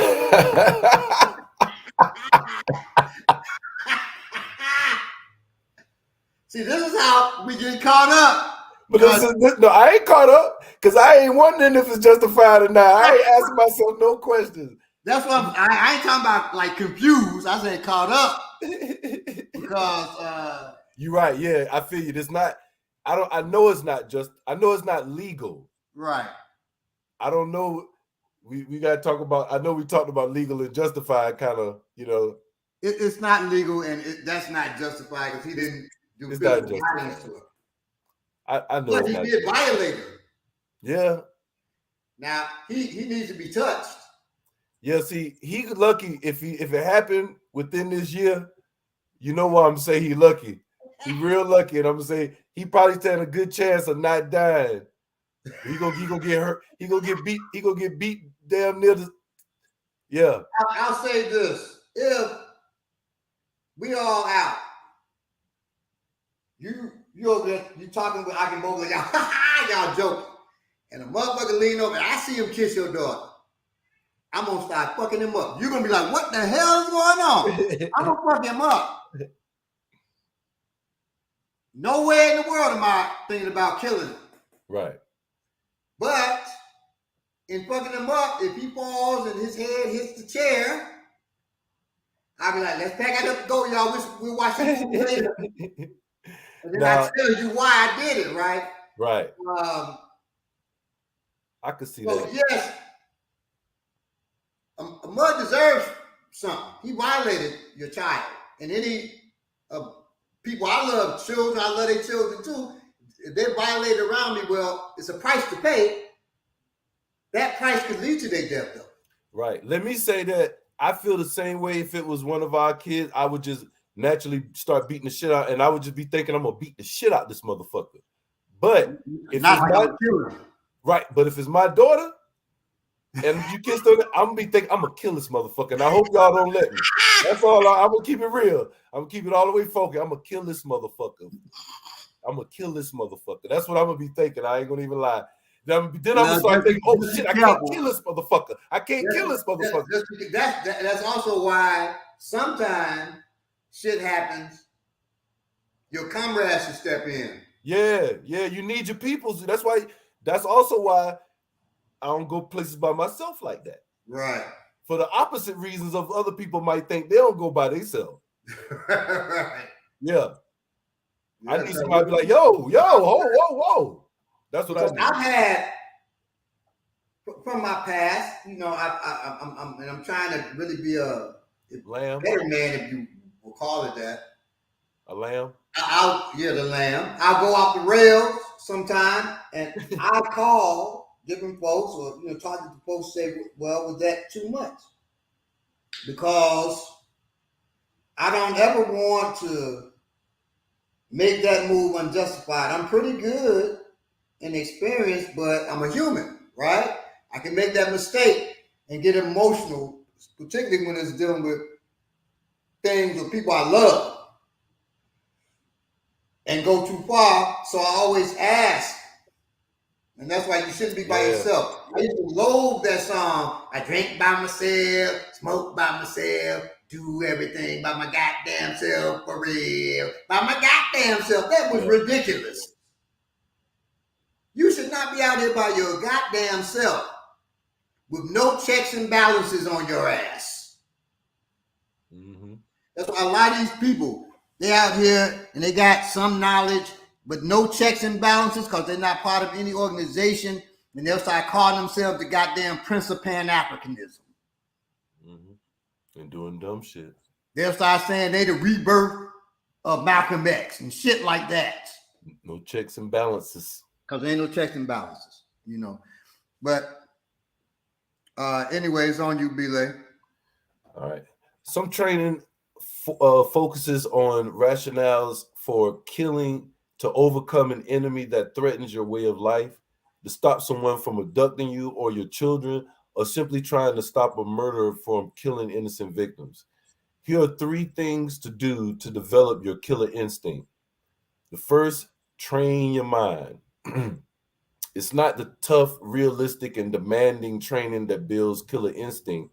It's the perceptions and thoughts that we internalize before, during, and after the tough training that produces a hardened warrior mindset. Great warriors, soldiers, and sports champions view tough, realistic, and demanding training with eagerness and trust rather than with doubt and apprehension. That's real shit right there. Yeah, you want the training, you want the hard training because you know what that means, what that entails, what the result is going to be, and that's what you're thinking about while you in it, and you want that. So, trust in the training. That's big. Generally, we must view training with a trusted mindset by first focusing 60% on what went right in training. Furthermore, areas that didn't meet the standards should be generally viewed as temporary and fixable versus permanently broken. Stay optimistic. Visualize by using. You can if okay, this training didn't work for me. Right. That could be temporary because it's fixable. It's not permanently broken or it just doesn't work. It didn't work for you during that time. So let's find what does work for you. Right. You know and not to say that that might click later when something else, right, exactly. And that happens a lot in training. Yes. Definitely happened with me. Visualize by using imagery, warriors can achieve mental and emotional readiness and execute with decisiveness through the creation of deja vu experiences. The thought is I've already seen it, done it, and felt it in my head, and I was able to execute it as I had envisioned it myself doing it. The use of drills and rehearsals are similarly useful, and that's what that's the same thing. It's basically mental. You could drill it and then see yourself drilling it, see yourself from the outside looking at yourself drill it. You know what I'm saying? All that stuff, or the street aspect of what you drill it and now picture yourself what happened in the street when somebody do it and how that changes slightly and more violent, how you move and all that. Yes, definitely. The military does whatever it can to deny the humanity of their enemies. And I'm sure, as we know, we live in a community where our humanity is constantly denied, and we know why that is. Right. We should not deny others' humanity. Instead, our training must include teaching the importance and the value of our own lives and humanity. We must ingrain in others that we deserve to live, and anyone who tries to take our lives away from us will be met with all we can muster to stop them. To not do all we can to stay alive, to not do all we can to remain free from harm is wrong. I want to say something real quick. I just want to say something while I was on mine real quick, because I know a lot of y'all probably, when you hear Bob say like, yo, you slap him, he gonna kill you as of that, or he gonna beat the shit out of you if you die, Like, I know some of y'all may not really, because you may come from another mindset, you may get the wrong idea of the person that you're listening to. And I just want to say, perception is one thing, but Baba cares about everybody, the people that he don't know. Like, he cares about life as much as he teach how to take life. He cares about life, and I just want to say, as a person that's been knowing him, close for a minute now, I think over 10 years now, probably, or getting around 10 years. I have wanted to really put my hands on people throughout the time I've known Baba. And I know I may have said this before, but he really, really, really tries to give you, if that person ain't put their hands on you, which usually I'm like, that's never happened to me, but it's like somebody did something to me. I don't like how this motherfucker moving, this motherfucker done talk some shit, did this, did that, or somebody, whatever. I want to go fuck this motherfucker up. He always basically gets me to see. He don't even be like, don't do it. He basically helps me to see that that's not the best, route to take. If the person didn't put their, he gets me to realize once you put your hands on somebody, you can't take that back. Like you never know, and death is a motherfucker, and it can easily happen. Things escalate fast before you know it, and so I would just say this is the most responsible person that I know, especially with what he has, and I mean his abilities, and I mean the power of what he says, and he programming people. You know what I'm saying? Well, you teaching people, you instructor, that's programming. Yeah, bro. And he could easily have students that have a different attitude. You know what I'm saying? And walk around like I walk around when I'm joking. You know what I'm saying? But it could be like that for real, because you see people in schools and you see even on TV how they joke about the different dojos and stuff. How back in the day, couple of years, they always fought, the schools fought each other and stuff. Well, that mentality is alive and well in martial arts. Yes. Other martial arts shit on each other. Other schools shit on each other in the same martial arts. We don't participate in that shit. Now, even in E5, bro, I hear about all this messy shit going on in E5 and shit. I didn't even know that shit happened because we don't deal with that shit.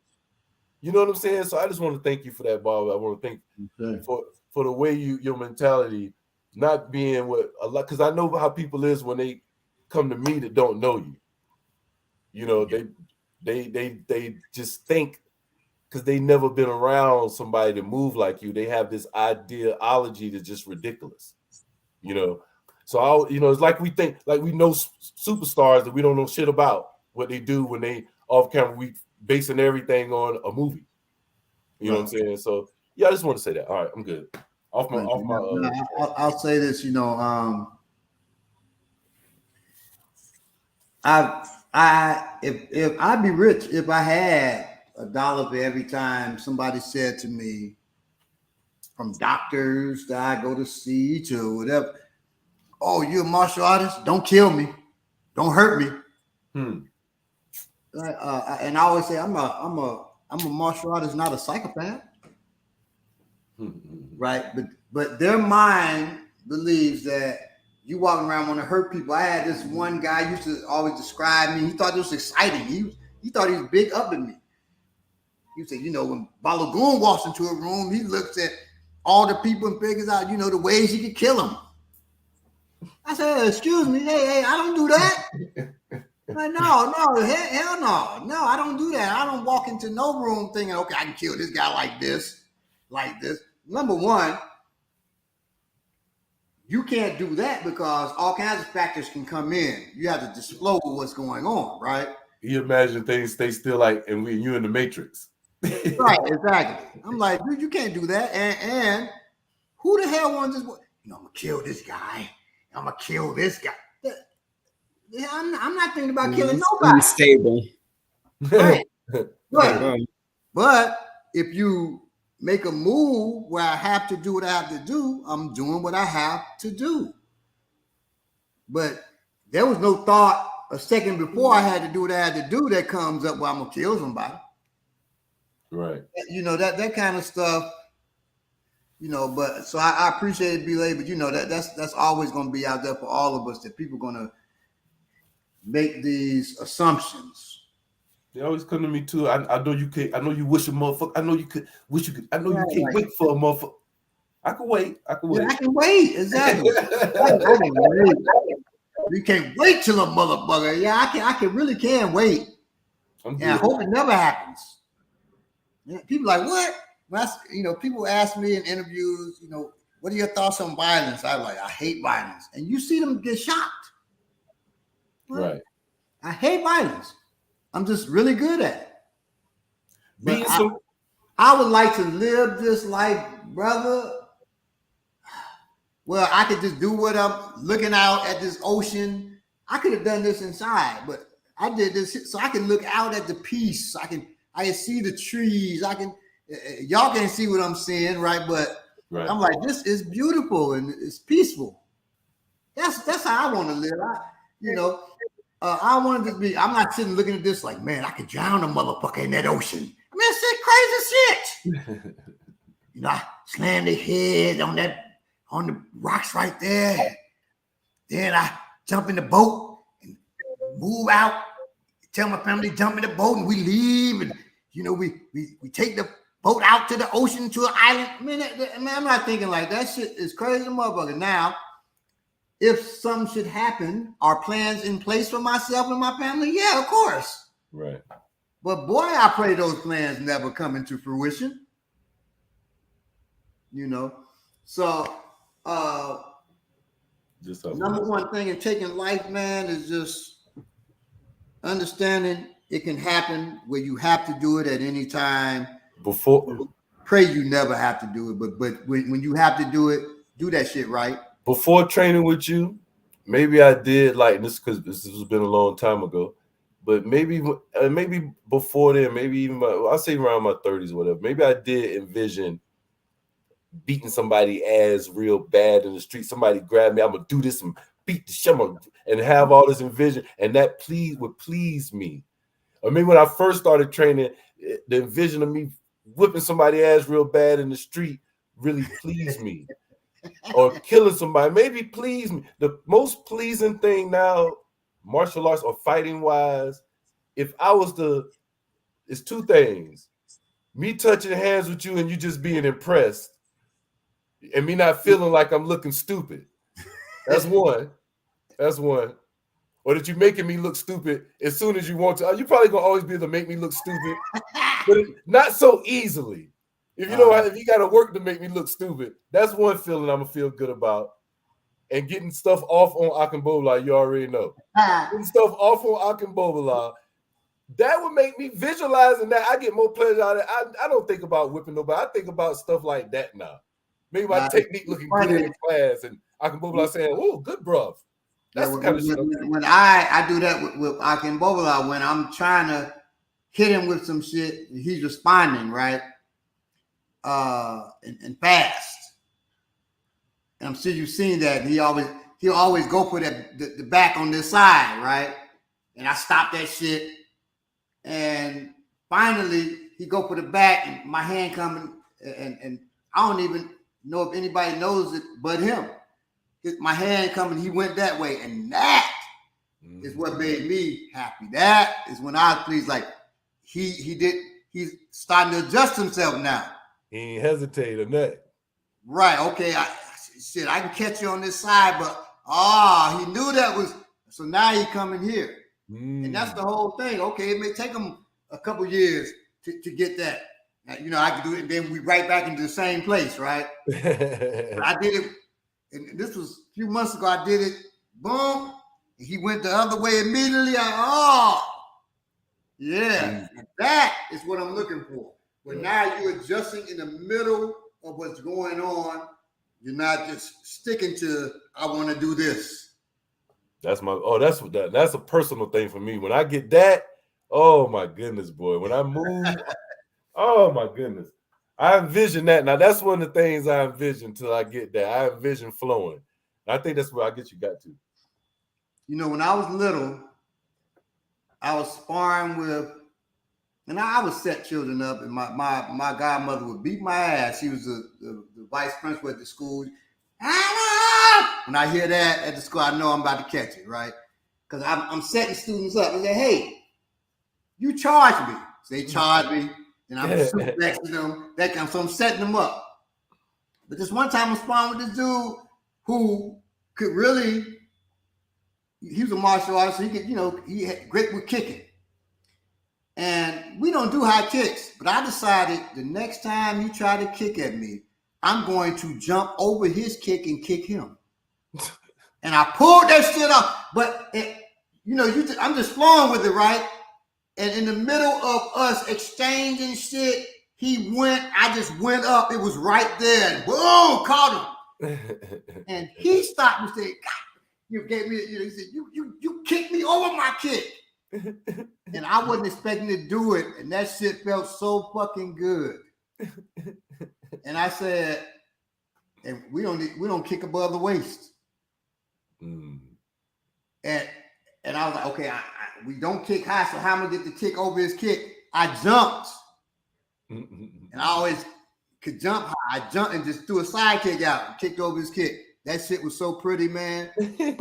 You know, now as a goddamn adult now, I ain't know why I could do that. I be jumping in there, jumping in the air, and kicking him in his ankle and shit. I couldn't do it now. We believe in you, Bob. We believe in you. I think you could do it. I believe in me too. I believe that I fucked myself up. Shit. At this age, man, I tell you. You know, but I was taking Kuksu. Friend of mine does Kuksu. He said, man, just come to the class and get, you know, trying to introduce me to what he does. And I've always been the person, I put on a white belt and do anybody's martial art. So I'm not ignorant of what they do. And Kuksu is Korean. So they you know, Korean arts do high kicks. And one of my friends who Taekwondo master, what? You kicking high? He was so impressed. Because I said, let's spar. So, you know, normally we spar, I'm going to grab and throw.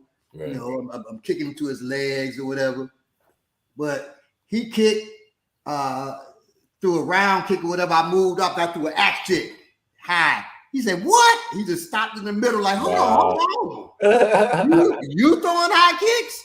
I said, yeah, I'm going to get with you now, you know. So, of course, my timing and shit with them high kicks was so off.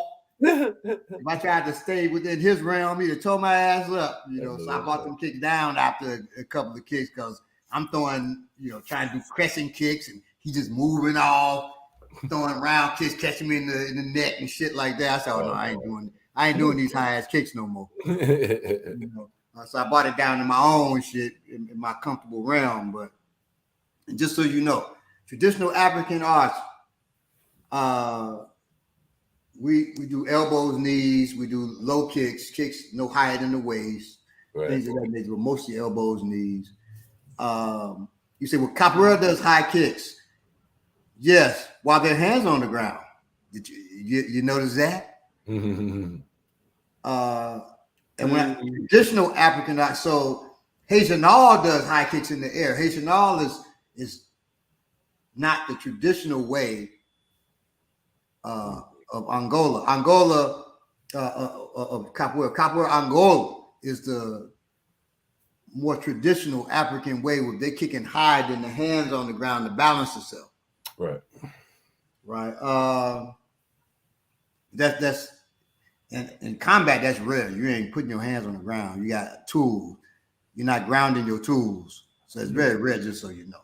So usually the kicks are low because you can't afford falling. Yeah, combatively, I don't think nobody kicking high. Right, not in battle. I don't think in any country, to be honest, not even Koreans. Yeah.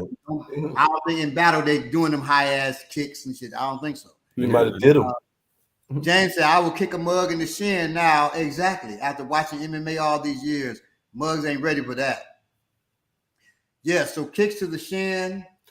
John Bones Jones has the most effective kicks in MMA because your chances of kicking somebody in the head are slim. But what is even more, if you kick towards somebody's head, it's more likely you'll fall or you get cupcake, meaning you kick and they go low and kick you in your leg.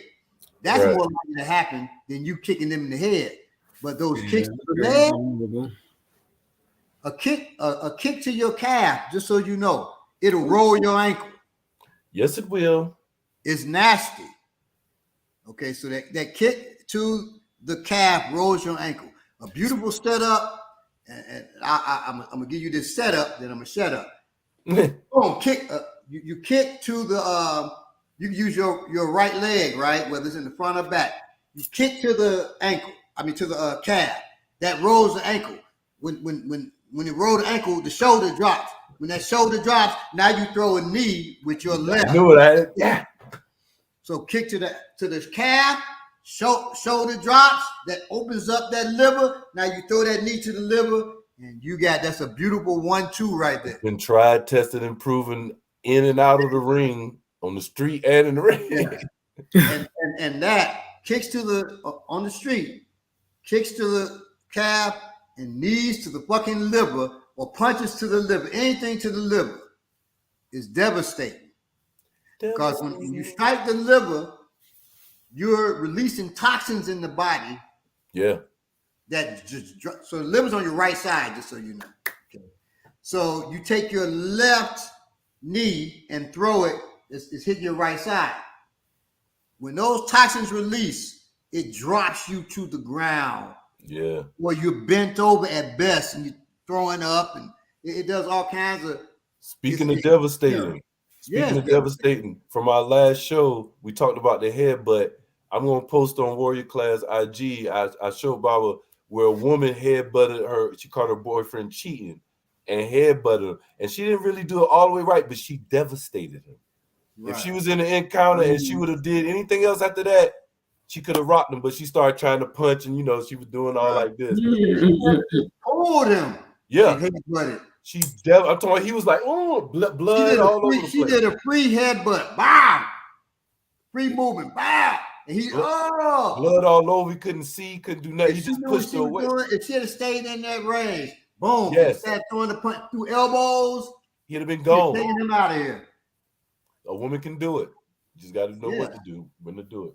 Because that shit hit him like a battering ram in his fucking nose. Trust the training. That's what that's about. The headbutt is devastating. If I had already visualized it, she knew she was going to headbutt him. She walked up there, knew exactly what she was going to do. Right. Right. So she had visualized it. If she had a training behind it, she'd have known after that, you're close. Don't start trying to back up now and throw punches. Could you imagine if she would have just heard? Oh my, that would look so bad. That would have been so bad. That would have been just you got faded by nothing else. Just boom, boom, boom, boom, boom. He'd have fell off that goddamn. He'd have fell down, and that'd have been it. Lord, he'd have went in the Guinness if a woman would have done it like that, boy. Now the beauty of it is when she hit him with that headbutt, boom. Notice the woman in that he was talking to disappeared. She disappeared. It's like she just vanished. Right. Bringing that up. You got the fuck out of there. What? Robot Ominiki.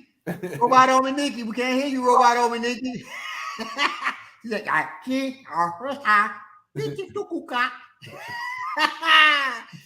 Robot Ominiki. I didn't know she froze. I thought she was just staring at the screen. When I heard the voice, I was talking to Kunle one time, one of the students, and he was like, yeah, right, Robot Kunle. First I was like, Kunle. He couldn't hear me. I said, Robot Kunle. It was perfect time. He said, yes. It was perfect. So I just kept calling him Robot Kunle, right? And then finally, my voice, I guess, overcast or whatever, it was, yeah. And so he said, Robot Balagoon. Robot, and I was sitting there dying laughing. And I heard him perfectly when he said that. And I said, yes. So we just called each other robot. The regulars couldn't hear, but the robot with us would communicate. That shit was so fucking funny. Yo, man. Oh, my God. I just want to say, I don't know why. I know the government listened to us like. Yeah, the day is crazy. The day is crazy. I couldn't get on at first. I had to restart. Kalonji had to call me, tell me to restart my computer. Really? Wow. He had jumped on here, so I'm like, oh, Kalonji. I thought he was going to jump in. We talking about, taking life. Look here, man. Look here, man. I'm from Bridgeport, Connecticut, man. You know what I'm saying? Taking life before breakfast. You know what we're about, man. We take 2-3 lives before we eat in the morning. Right. Look here, man. Ain't nobody took more life than Bridgeport, Connecticut, man. Everybody in Bridgeport, Connecticut just took lives. Oh, God. I guess we're going to have to say peace for Ominiki. I think I guess she faded out of here. Hey, Africans playing role play. See, we didn't get to tell, and I don't want to do it without her being there, why she's called the Whirlwind of Death. Oh, man. We're going to have to say, we got to save it for next show. Yeah, we got to save it. We got to say, let her in her own words. Y'all, she got to tell y'all. Y'all got to know. Oh, my God. It's the history behind them ways now. There's a reason y'all never heard that last name like that in history. Right. Kept it real low. Wade. Get out the bag, though. Yeah. That's drip too hard. Don't get too close. You fuck around and catch this Wade. Yeah, that's about her. Yeah. You see. When people say you're going to catch this fade, they got it wrong. I mean, you're going to catch this Wade. So that Ominiki Wade, she's called that for a reason. Whirlwind of Death. Don't catch Like that. Big Till said, the suspense. We would have revealed it, but she had to go. All right, y'all. Look over this again. Particularly the parts about how to train that instinct is important. It's 3 reasons, ways to train your killer instinct and really train it. Keyword, train that. I automatically think there are physical techniques you can do to train it, but the visualization and the mental part is more important at this stage. Okay. You ain't gonna do what your mind ain't gonna let you. Remember, you're valuable. Protect yourself. Bring your A game when you're protecting yourself and those you love. All right, so stay safe out here. Like, subscribe, and share. Have your tools on you, ready. Yeah, make sure you got whatever tools you're allowed to carry within your state or what have you. When we do our workshop, you ain't gonna be allowed in there if you ain't got the tools on you. So make sure you have to leave them at the door once we see they own you. Yeah, exactly. Yeah. So we gonna know. Get you a stubby hammer or a flashlight. Those are 2 things. It don't matter where you at. You can carry those. When I say stubby hammer, I'm talking. They don't have a long handle. It's got a little handle that big. A little stubby hammer. Stubby flashlight. Little stubby. My hammer ain't too stubby, but flashlight. I keep a hammer close by. Whichever room you're gonna see a hammer and a flashlight. Now I lay me down to sleep. Ooh, just can't find the beat. Flashlight. Right, all right. So flashlight is important. All right. That metal. All right, y'all. Love y'all. Stay black, whatever it is that you may be. Yes, sir. Be safe out here, family.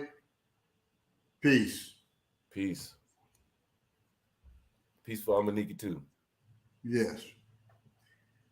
Peace. Couldn't find the stubby. Still on the lookout. Real quick, I think you can get them at what do you call that place? Home Depot. You should definitely be able to get it at Home Depot or something. Yeah, I hate to plug them, but that's Ace Hardware or something like that. And you can order them online for sure. I was about to. That's the next thing. eBay. You already know. Yeah, you can order them online. Appreciate y'all in the chats for sticking with Sandra Edwards, Big Till, James, Anthony Key. Appreciate y'all. Eugene. Y'all be Darian, Sandra. Peace, y'all. Assistant Stance. Peace, y'all.